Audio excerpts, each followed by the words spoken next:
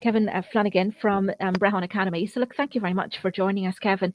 I really appreciate you taking the time to join us. Kevin's YouTube website are brehonacademy.org, and that's the go-to site regarding information regarding Brehon law, the Irish language, history and mythologies. So look, I've invited Kevin to join us because some of us are preparing for Fianna Games this year. So like the Tailteann Games, we're going to be continuing on the tradition of ancient warrior games held here for more than 3,000 years in era. So central to these games were the Brehon and the bardic skills and the knowledge and history and mythology, lawmaking and recitation of tales and poetry. So look, Kevin, tell us, what would the warriors have to be able to recite for the Fianna Games, and how would they expect to be tested? Yeah, thanks for inviting me on, Josie. I'm delighted to be here. And I had a big smile on my face when you said Brehon Academy is the go-to site. I'm glad you think so. I hope it is for other people as well.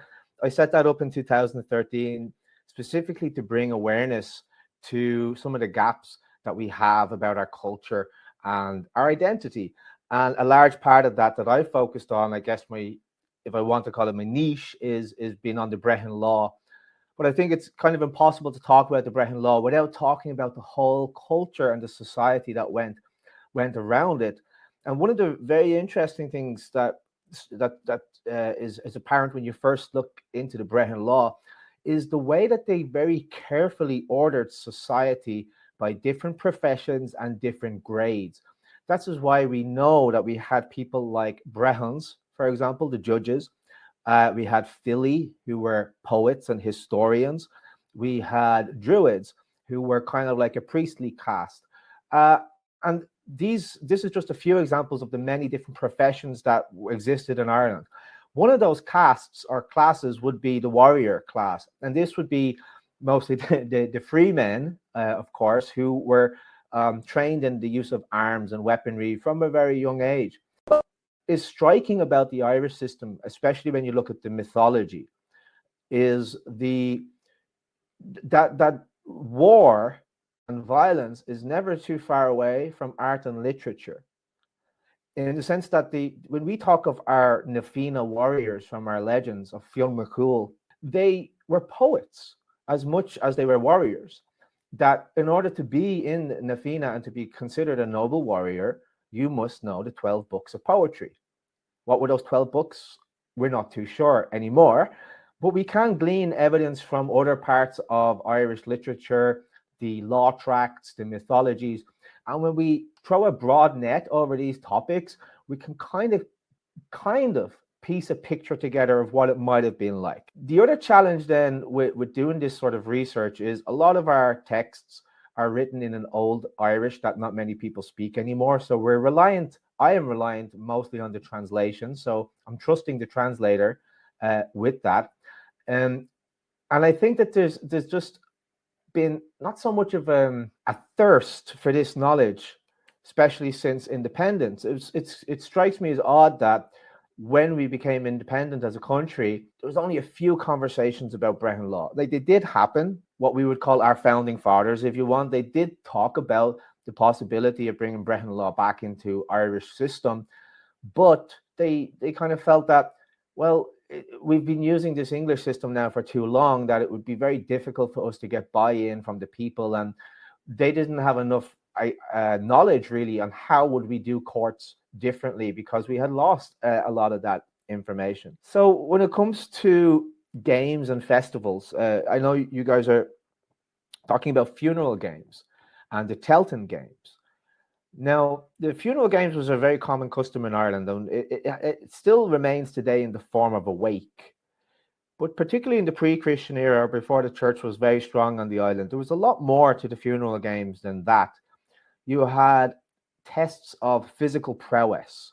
So people who were attending the funeral would challenge each other to a long jump and a high jump, or maybe a hurling match, or maybe see who can throw the spear the farthest, and maybe a boxing fight or something like that.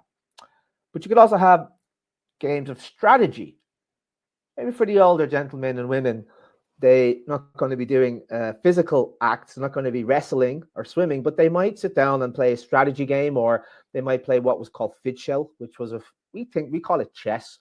It's probably a bit different than chess, but a similar concept, a board game like that. But as I said, you can't really divorce Irish culture from the arts and the literature. So there was absolutely an artistic aspect to pretty much everything the Irish did when they gathered. And this took the form mostly of poetry and storytelling. Also singing songs, dancing, the sean-nós dancing. This would be very part of our culture, and you would find it wherever Irish people gather. Another common thing, especially at the festivals, so if we're moving away from the smaller wake of a funeral, it was an opportunity for the traveling craftsmen around the island, or the craftsmen of Munster and the craftsmen of Ulster, to come to Tara, for example, for the great festival at Tara, and actually show off their local crafts. This was also a way that they could learn new techniques, new patterns. How are they doing it up in Ulster, and how can we do it better? The Munster man might say. So this is all kind of a typical Irish traditions in the funeral and the wake. When we talk of the Tailteann Games, these were supposedly instituted by the god 𝗰𝗵𝗆𝗀𝗀𝗀𝗀, who we learn in the legends defeated the Fomorians at the Battle of 𝗃𝗵𝗵𝗀𝗀. And his foster mother was a goddess of sovereignty and fertility and harvest and the land, and her name was 𝗫𝗪. So when she died, he instituted the Tailteann Games, which were the funeral games for Tailteann. But because she was a goddess, obviously these games became much more prestigious. They were annual. People looked forward to them. It's where we get the Festival of Lúnasa, also named after Lula Fada, Samaldonach. It comes from that same word. And so what we would expect to see at these games is pretty much what I was talking about a moment ago, but in a much more ordered way and in a much more competitive way. So I think that's a good little teaser for this topic. I'm interested about all of these different sort of games and sports that the people were playing, even sort of the chess-like games and sort of the games of strategy. So, I mean, where you have a lot of these skills stated on your website, and whereabouts where people go to look for these. I mean, even the likes of the was it spear throwing was massive because of Lou and his affinity with the spear, sort of Lou of the long arm. I mean, I think the original spear probably would have been like a stone head, sort of that it was a shaped stone. Whereas sort of more later days, it probably would have moved on to being a metal tipped. But so tell us more about the all of the different sort of tools that they were using for their sports. Yeah, great question. There is a lot of stuff on the site about it, and I have many different blog posts, and so if people search for like Na Fianna or Tailteann Games, they'll find a few of them. But the spear is a great question. The spear of Lula Fada Samaldonach was called the 𝗫𝗿𝗀𝗀𝗀, and this appears later on in the mythology. If I'm correct, I'm a bit rusty on this, Josie, but if I'm correct, it appears later in the stories of Cumhaill. This is the spear that never misses its mark once it's thrown. And from what I can gather, there was more or less two types of spears that the Irish used. There was like a light spear and a heavy spear. And when it comes to the games, you can imagine it's kind of a javelin throw. Okay, what we see today in the modern Olympics is not a million miles away from what was happening in Ireland. Let me just share this quick quote with you from Thomas Lonergan.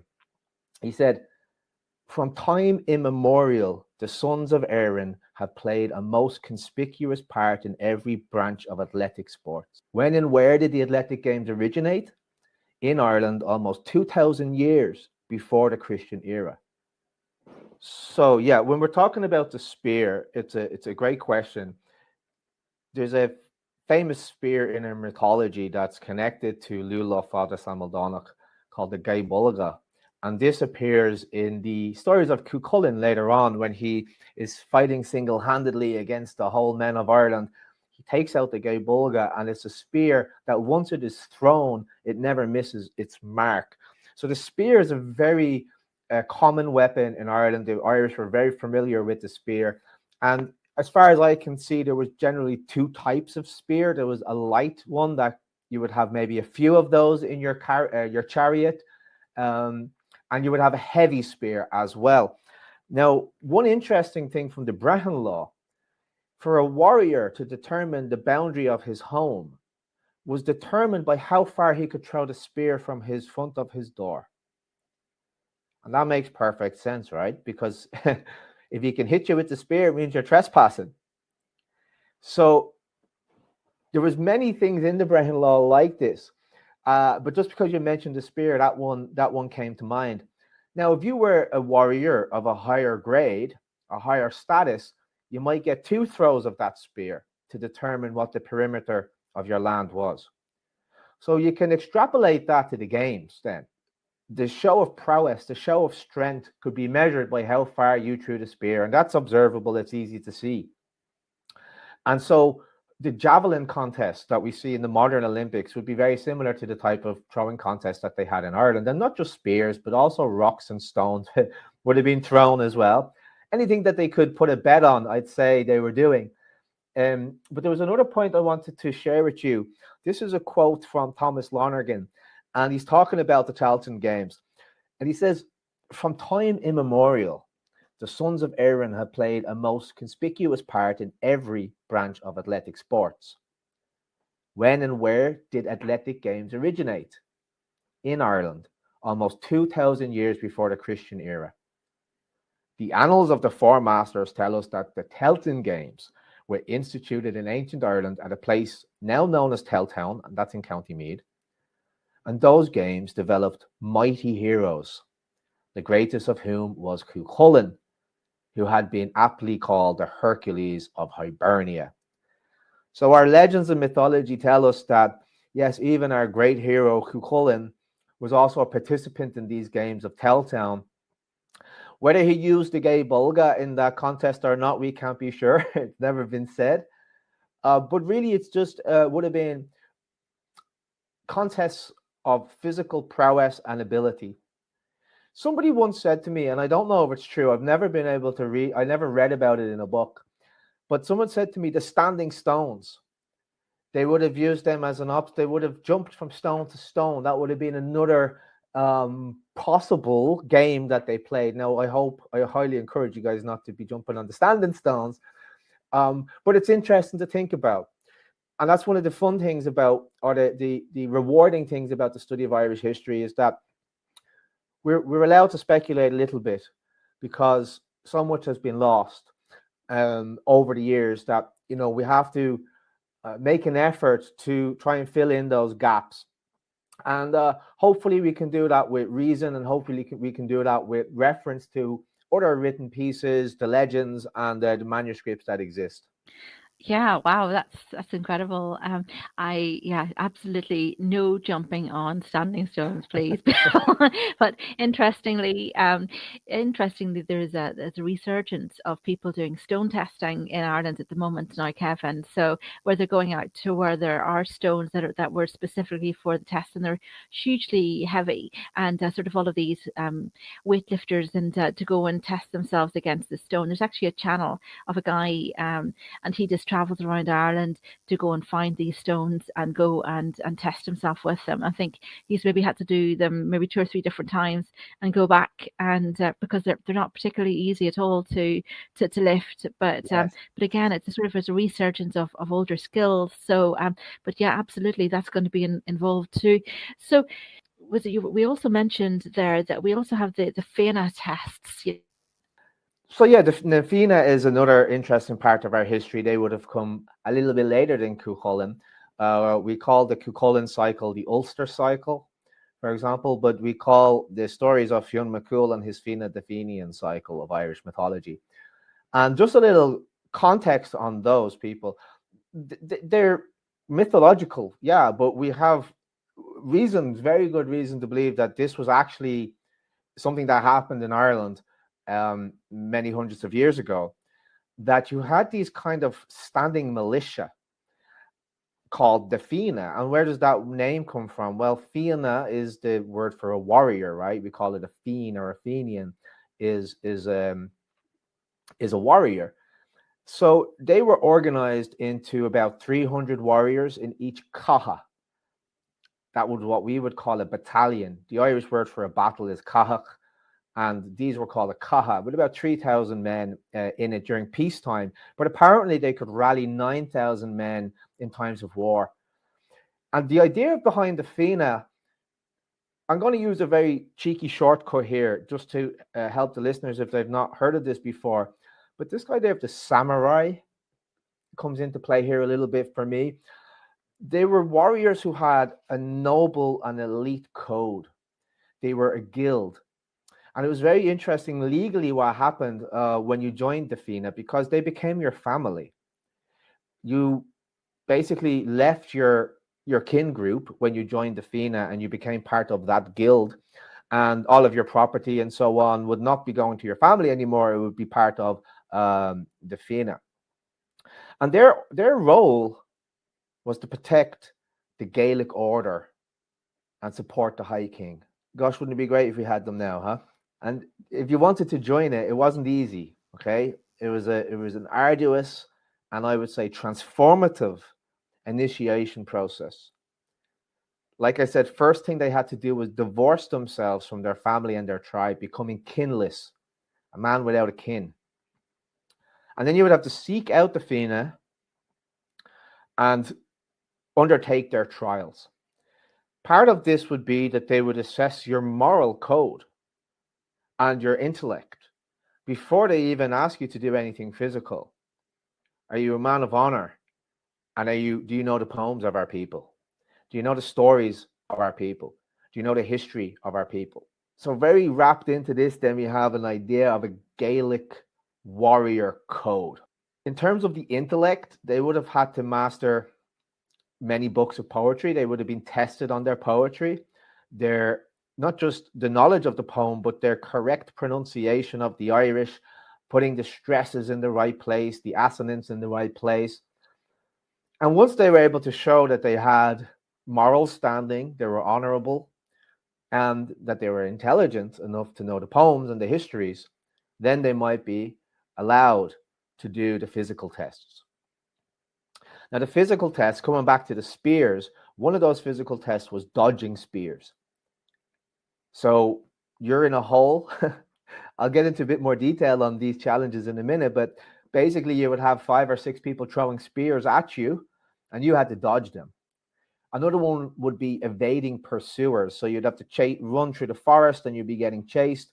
You'd have to jump over a branch of a certain height. You'd have to remove a thorn from your foot without slowing down, and you'd have to duck under a branch at the height of your knee.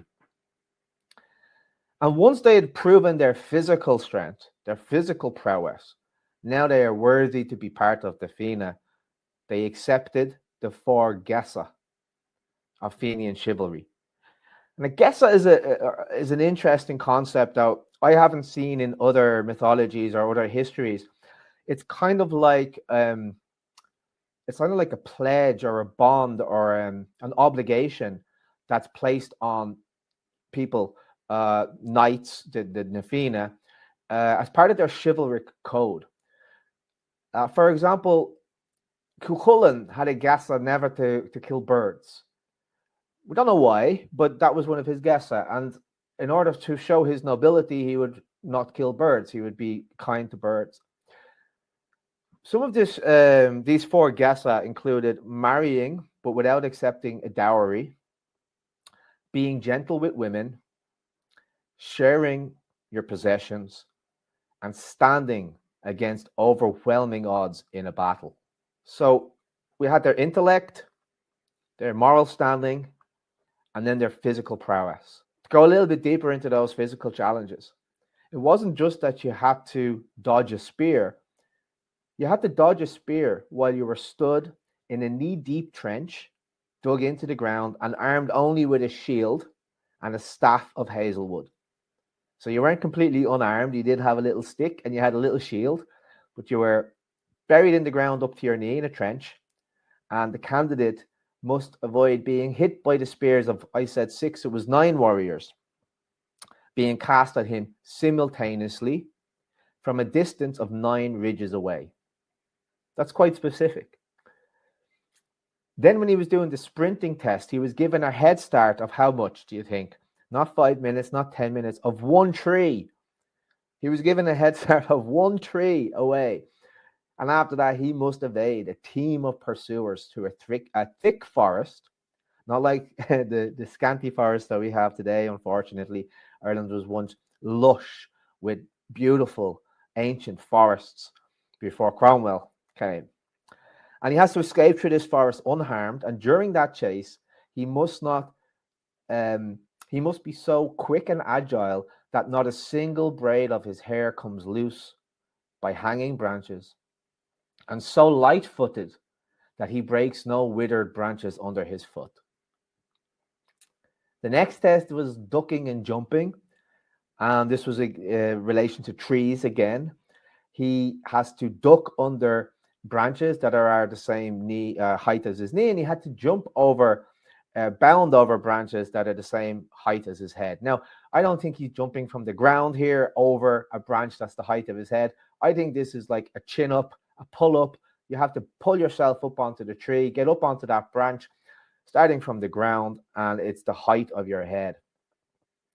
Then running at full speed, he had to remove a thorn from his foot without slowing. I mentioned that a moment ago. And then he had to single-handedly face a great number of men who were from the Fianna. So these were accomplished men. They knew what they were doing. They were good fighters. But he had to face them with no trembling of his weapon. Doesn't even say he had to beat them. Doesn't even say he had to beat them. He had to face them with no trembling of his weapon, no fear. And then he would be honored to accept the 𝗵𝗺 of Fionn chivalry. He must marry his wife without taking a portion, which means he's not marrying a woman based on how much money she has or her dowry, but instead he should choose his wife based on her manners and her virtues. And he shall be gentle with all women, chivalrous we would call, with all women. Never reserve to himself anything which another person stands in need of. A good Fianna warrior would take the cloak off his own back and give it to a needy person. That was the requirement, the expected requirement, the moral standards of the Fianna. And finally, he had to stand against all odds up to 9-1. So there was a limit. If it was 10-1, you could run, but if it was 9-1, you had to stay and fight. And that's the in and outs of the Fianna and their challenges that they had to go through. Wow, I'm going to have to do some training. Yeah, I'm glad I'm not competing in your games. Like, they're going to have the work cut out for them. So tell me now, what were the 7 grades of wisdom and the virtues of the Fianna? Okay, so virtues of the Fianna, what we were just kind of talking about with the 𝗼𝗺, and if you want to go deeper into this, I didn't look into this before I came onto the call, but I do have a video on YouTube, and there's an article on my site called 𝗰𝗵𝗆𝗀 Advice to a Warrior.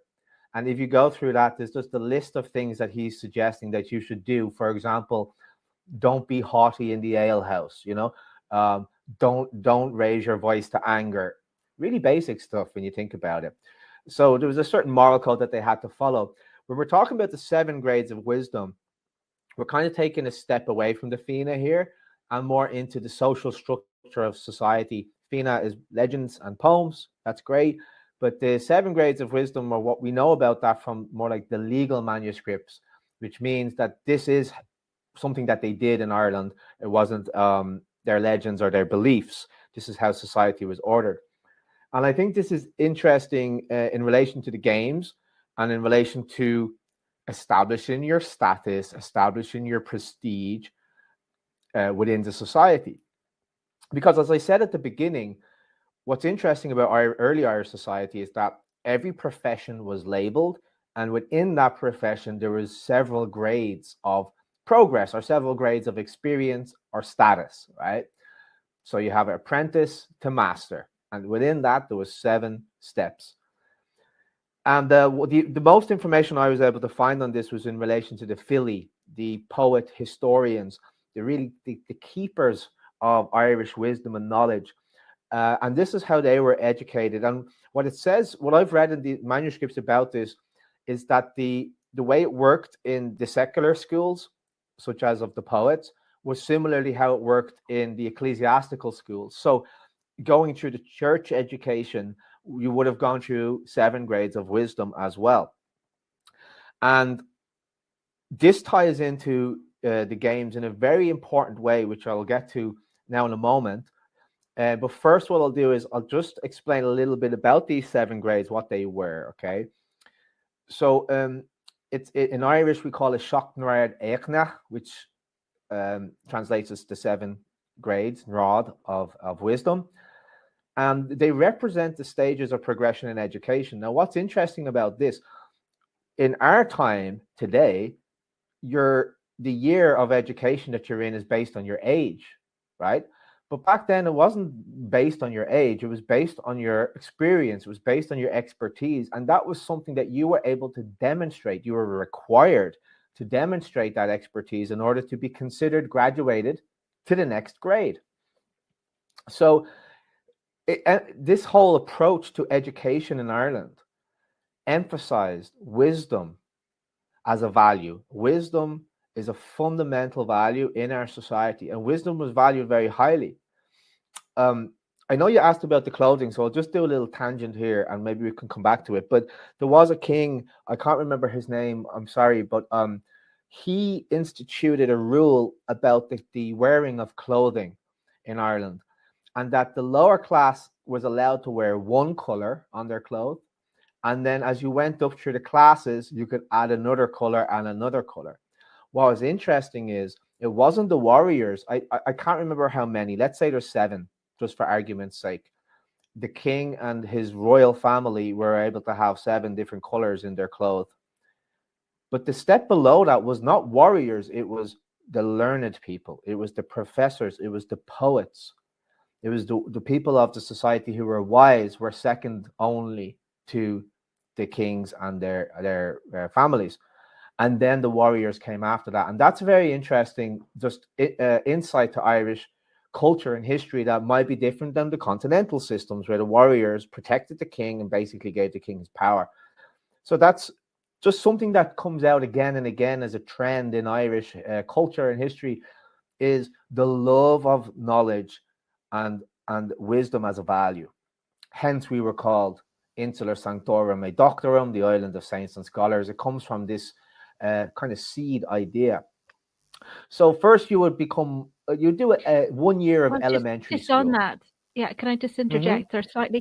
Please. Just on that, I mean, one of the things that that came up in around that time period is whenever there was like a takeover, I mean, like what happened over in England was whenever there was a takeover from another culture, like the Romans, they would attack the 𝗲𝗍, and they would assassinate and basically all of the druids, because they held all of the knowledge. Whenever there wasn't books for sort of the ancestral lines and the history and all of that kind of stuff, that literally they held all of the knowledge. So that's whenever they took out the druids and the 𝗲𝗍, is they were taking out sort of basically the tree of knowledge for the whole entire community. Absolutely, a great point. Thanks for sharing with that. And it's kind of one of the drawbacks of the oral tradition. I've heard legends about their tongues being cut out as well, you know, so they just couldn't teach it and pass it on. And that's probably what started to drain the well, so to speak, of our ancient wisdom and our wisdom that was held by certain classes of our society that related directly to our families. What did our families do? How did they interact with each other? And I mentioned the Annals of the Four Masters in that quote. That's a great tome of information that has come down to us. Like, despite so much being lost, we're still really lucky that we have enough to piece this together. because we were like occupied for a very long time, and brutally so. The fact that we still have this is great, right? And yes, a lot has been lost, but what we have allows us to make kind of a patchwork quilt.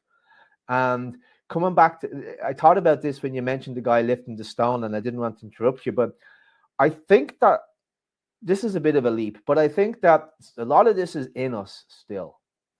It's in us. And there's something in that man that makes him want to go and lift up that stone and test his strength. And that makes sense that people were doing that a long time ago. It just feels right, doesn't it? So these sorts of conversations and the events that you're creating, I think, are invitations to trigger those genetic memories in us. One of the things I've heard many people say about the Brehon Academy and the Brehon Law is, oh my God, I never heard this before, but it feels so familiar.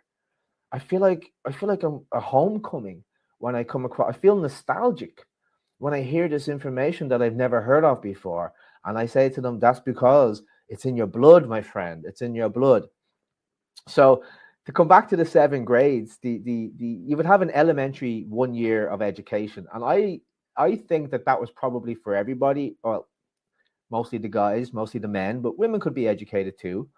And that was like a basic education that everybody kind of had. But then when you wanted to go through the 7 grades of wisdom, you would become a folklach, which means a word maker. 𝗵𝗵𝗶𝘀 means a son of composition. A 𝗵𝗲𝗺, which was a young bush or a tree. So we have this idea of a tree growing with wisdom here. A 𝗵𝗵𝗶𝘀, which is given to us as a wolf cub or a whelp, small dog. And 𝗝cie, which was a pillar. Then you entered into the higher education, which was composed of 2 grades, the onru, which means the noble stream, and that lasted for 3 years. And then finally, if you made it this far, you would go to the stream of becoming an ullagh, which would last for a further 3 years. Now, when it comes to what they were supposed to know for each grade, unfortunately, a lot of the actual text and poems and things that they were learning, we don't have anymore. We have like references to the legends, and we do have some poetry, but we don't know exactly what they were learning in this education. What I've researched, they refer to it as they had to, in year 1, for example, they had to learn 50 poems. And that's described in the book that I read about it as alphabets of learning. So I think that the 50 ohms are like 50 mnemonic devices. They were alphabets that would help the memory and help the student to learn knowledge about poetry. They also had to learn elementary grammar of Irish and 20 tales. Okay, that's just year 1. And as we go through, if you want me to go into each year, I can into more detail. For your listeners, if you YouTube the 7 grades of wisdom, you'll find I've done it's about 10 minutes video going deep into all of this. But each year they had to learn more. So in the 2nd year, they're learning another 50 ohms. They have 6 lessons in natural philosophy, and they're learning 6 dians, which is Irish word for poetic meter. They had to learn another 20 to 30 tales. They had to learn introductory poems. That's just year 2. And as we go on and on, we're adding to that each time, another 50 ohms, another lessons in philosophy. In year 3, they learned what's called diphthongal combinations. And that's where 2 vowels are pronounced as a single sound. So like the word height has a diphthongal combination in it, the E and the I. And they were learning this as an actual skill, because it's not just the words you say, it's how you say the words, right? So they were learning about the assonance and how to put the emphasis on certain parts of their poems. They had to learn another 40 tales. They had to learn more poems. And this is only till year 4, they started to learn what we call the Brehon Law.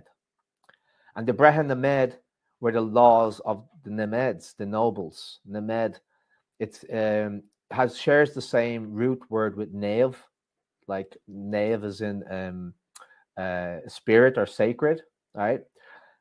And these were the laws of the privileged classes. So at this point, they're starting to dip their toe into the higher society, because you could only really be part of that society if you understood the laws of the privileged. How does that society work? They had to learn another 20 poems before going into year 5 with 60 more tales. And I'm just adding and adding on to this, right? As you can see, each year, in year 6, they had another 40 poems called Nua, which means twins. They had to learn the secret language of the 𝗲𝗍, which we don't know what it is. It's just the secret language of the 𝗲𝗍. There was they spoke a special language called the 𝗵𝗵𝗶𝘀, which was another kind of archaic form of Irish, a little bit like the way they speak legalese in court, right? It's English, but it's a certain type of English that you might not fully understand if you haven't studied it. So it was similar with these professions as well. They had to learn at this point another 70 to 80 tales. In year 7, 8, and 9, this is the Onru, the noble stream is what it means. And this is kind of the advanced poetry education. I'm not going to go through everything that they learned in there, but it was a lot of stuff. It's 3 more years of learning. One of the things they had to learn was the Dinshenkas, which is the poetry of place names. So they had to know the names of places and the origins of the names of places. This shows up in the stories of Cumhaill, where he has to recite the names of the different hills between, I think, here and not here.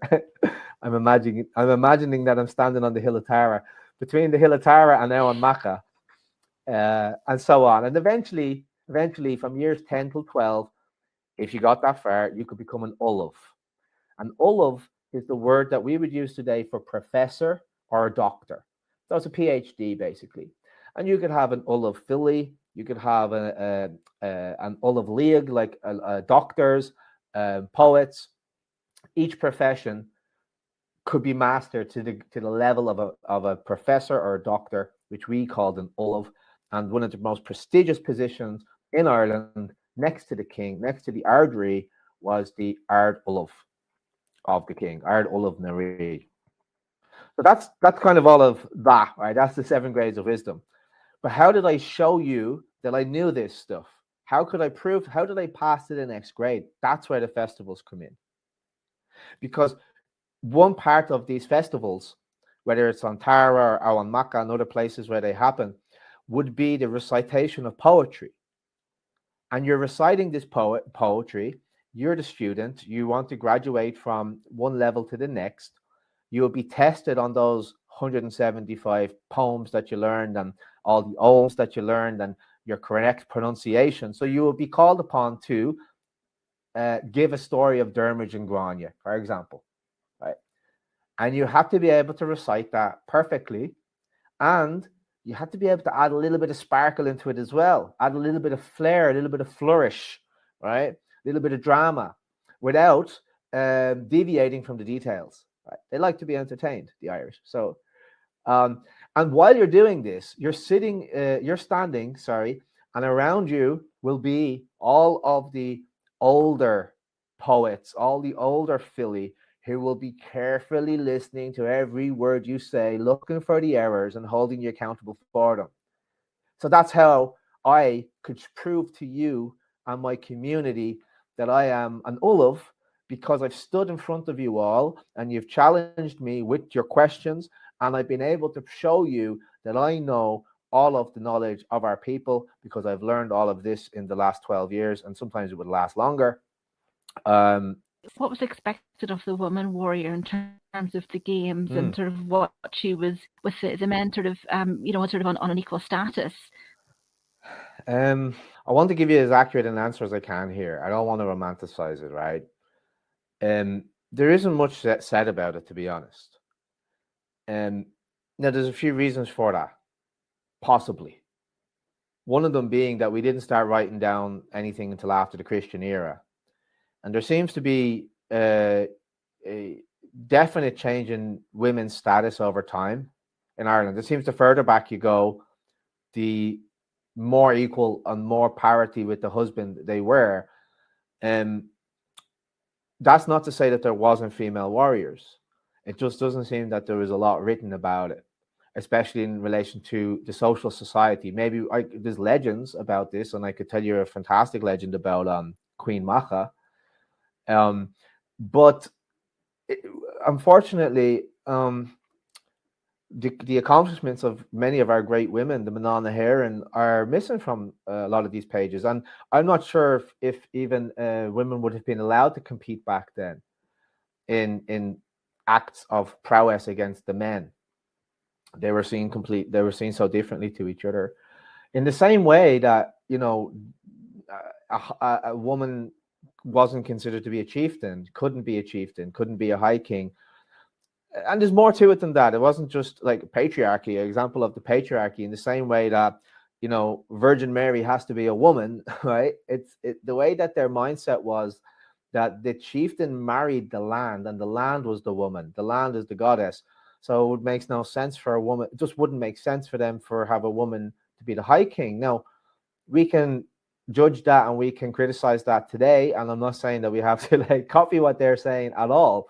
But to speak of female warriors, I can give you a little bit of historical insight there, that there was, and I can't remember the era here, but there's a legal manuscript called the 𝗁𝗵𝗶𝘀. And 𝗁𝗵𝗶𝘀 was, I believe, a bishop or like someone high up, a priest in the church or something like that. And during his time, like when Irish people fought, the women would fight also. That's more or less known. That's more or less accepted. The women would fight also. And not in this kind of shield maiden sort of style of fighting, but actually fighting, right? And the story goes that 𝗁𝗵𝗀𝗀's mother witnessed two women in a battle ripping their hair out of each other, ripping chunks out of each other, right? Thumping lumps out of each other.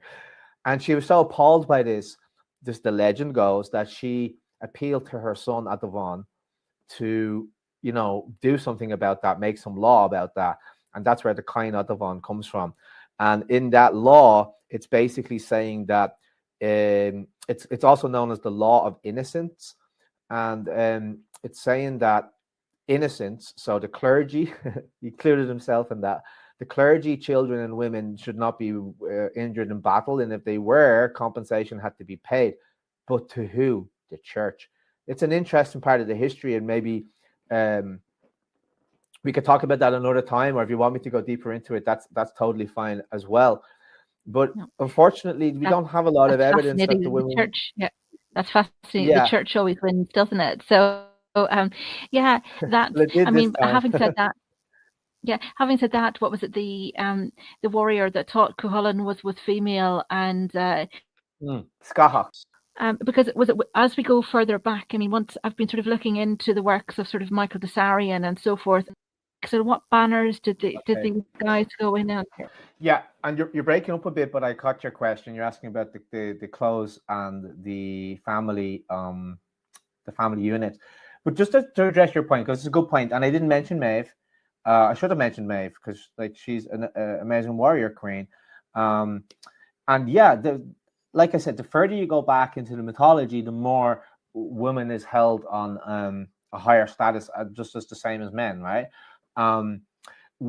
Specifically in relation to competitions, I haven't read like flags and what banners did these guys go under.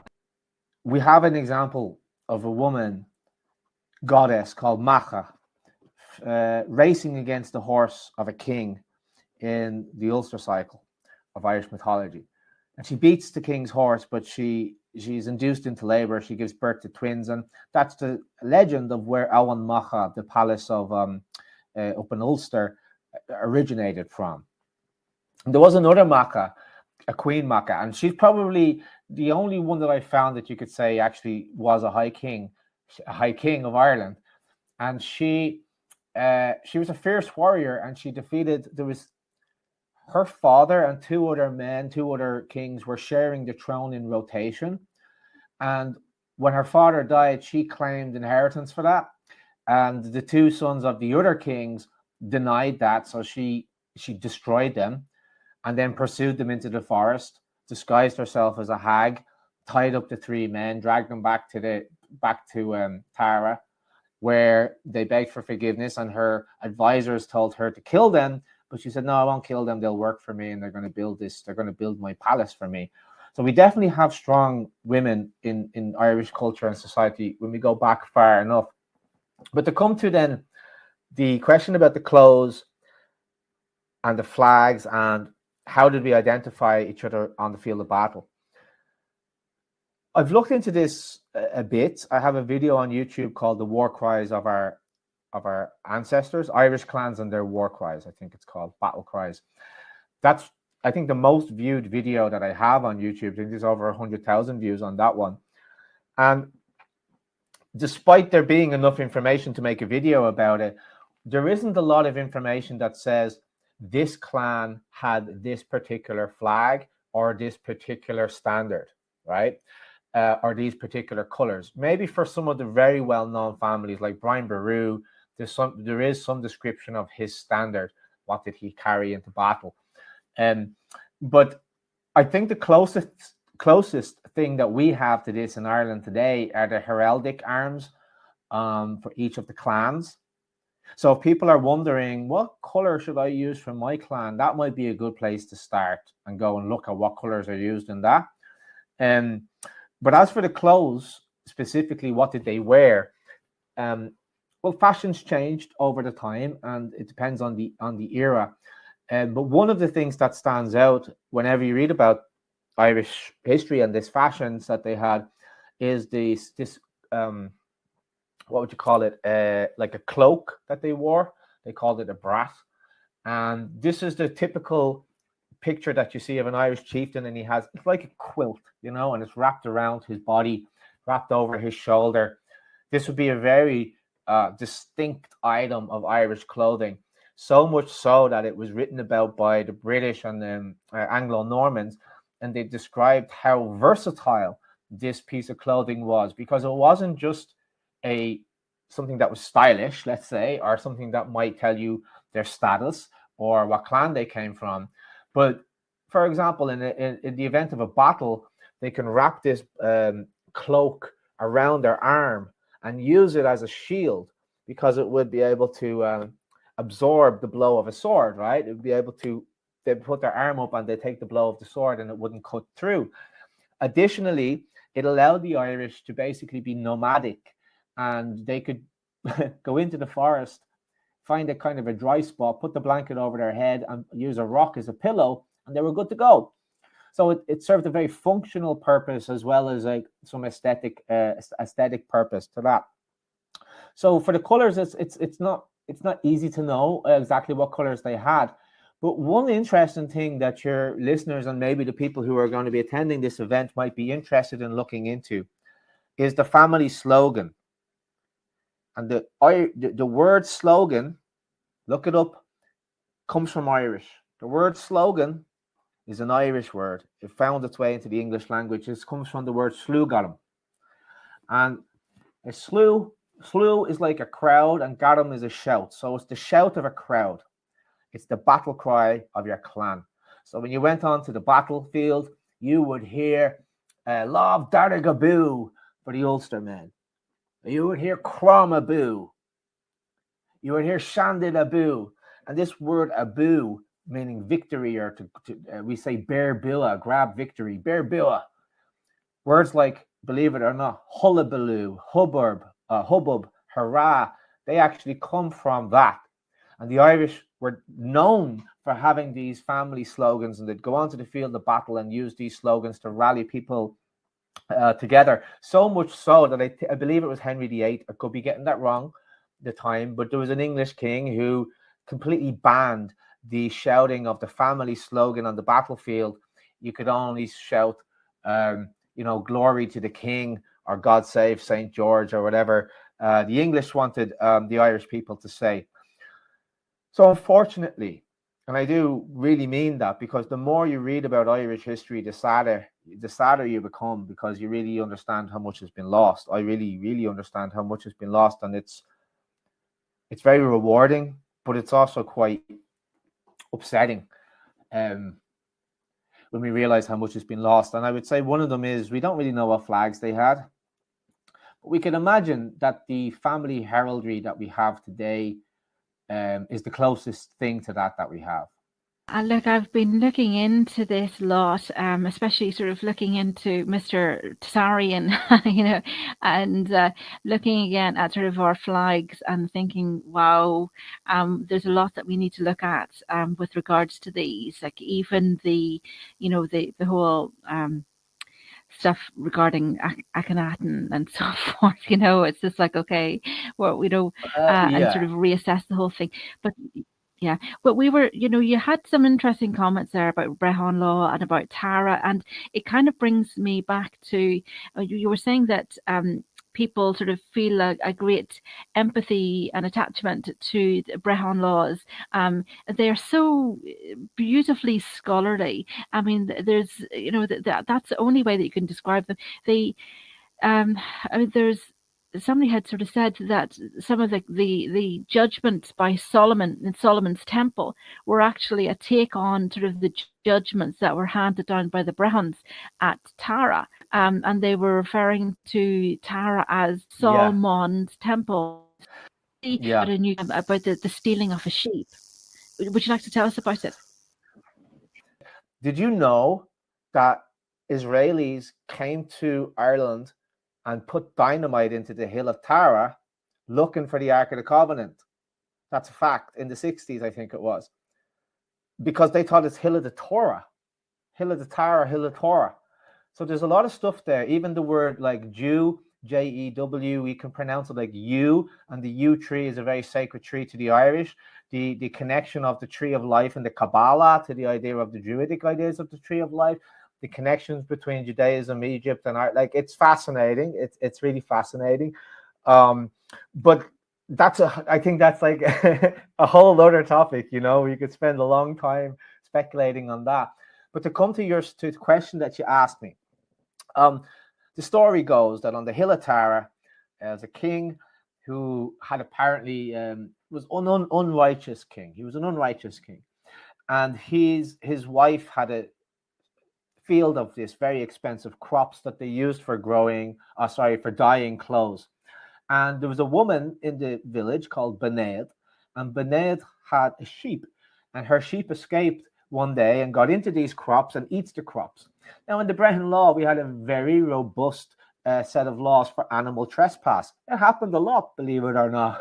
Animals escaped, they got into other people's lands, they ate stuff, and you had to pay compensation. So she called on her husband to be the judge, which was completely acceptable because the king was expected to have the judgment of a Brehon, we would say in Ireland, but today we'd say the judgment of Solomon. But back then, the judgment of Brehon is what we would have said. And he gave a judgment that said, well, the queen has suffered a loss. Her crops have been damaged. So this woman should give her sheep as payment to the queen for the crops that have been lost. And some people were like, that seems like a fair judgment. That's restitution. That's our value. That's what we want to see. But hearing the judgment, a young boy in the crowd couldn't help himself. Impulsive he was, and he shouted out, that's not the correct judgment. That's a false judgment. The true judgment is this. As the fleece grows on the sheep, so does the fleece grow on the land. So Benaid should give the fleece of the sheep as compensation for the crops that have been eaten. And that is the essence, to me, the beauty of Brehon Law. The beauty of Brehon Law is that they believed that there was a correct judgment that could be found. That was found. They weren't making the law up. And in order to find that judgment, they had to find the principle in nature to support what they were saying.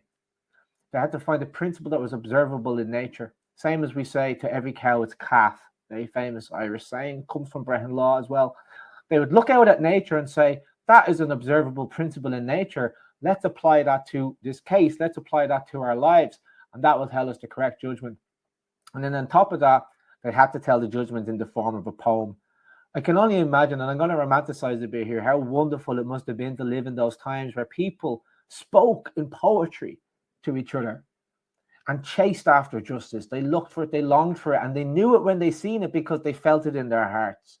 And that is why I set up the Brehon Academy, and that's what I want Irish people to get back again. That's lovely. Thank you very much, Kevin. So, look, Kevin, is there anything else you'd like to tell us about the Brehon Academy?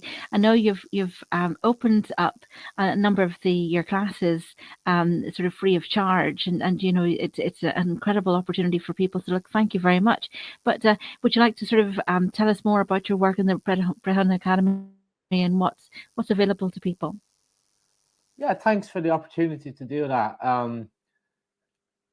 I guess, yeah, when I set this up, it was to fill in those gaps and to try and, you know, bring this awareness back a little bit. But like all of this information is out there. I'm not making it up. I've just read about it, and I think part of my mission is to go and read those old dusty books, make sense of them, and then put it in a format that is accessible to today's world, right? And we've had the courses online on there for several years now. I think they've been up since about 2017, something like the first one went up in 2017. And I just of late have been feeling, you know, I want as many people to have access to this information as possible. So I've made them all available for free. There's 4 courses, there's 180 lessons, and it goes through a lot of what we've talked about today, but in maybe more detail and structured step by step. So you start with the culture, you can move on to the mythology, and then go to the Brehon Law. My mission is I really just want to blow on the embers of Irish culture and try and get a little spark going again. So for your listeners and the type of people who will be listening to this, I really invite you guys to come and check out these courses completely free, and they will be free forever from now.